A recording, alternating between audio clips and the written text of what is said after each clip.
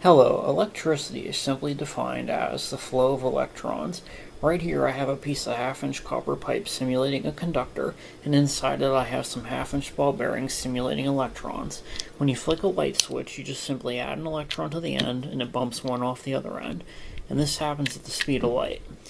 Now if you can track the electron, it actually moves very slowly through the conductor, and sometimes it may not even make it to the other end. In an actual conductor, you take the size of the electron times the cross-section of the pipe, and that's how many of these lines of electrons would be in it. The rate at which the electrons flow is measured in amperage. The bigger the conductor, the higher the amperage. Pretty much with electricity, all you're trying to do is control heat.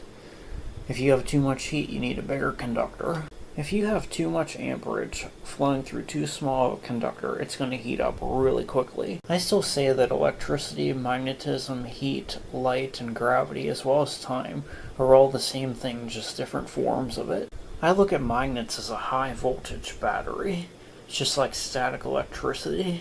And basically gravity is just a different form of magnetism if you want to look at it that way. And I mean, gravity bends light. I mean, that was one of Einstein's big experiments during the solar eclipse. He was looking at the stars behind the solar eclipse, and the sun was actually bending the light from the stars because they were in a different place than where they should have been. Heat will demagnetize things, and heat is also a byproduct of electricity. I think gravity has stronger forces where magnetism doesn't, and magnetism has stronger forces that gravity doesn't.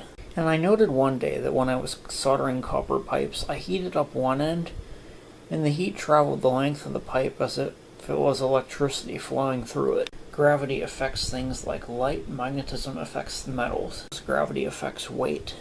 Heat affects metals and magnetism, and gravity affects weight. Last I checked, density has a huge effect on gravity. And where time comes into the equation, it takes time to heat stuff, it takes time for gravity to attract stuff, it also takes time for magnetism to attract stuff, it takes time to magnetize things. Maybe the kind of time we're thinking of is just the opposite of it. Well, thanks for watching. Please subscribe and I hope you're feeling inspired.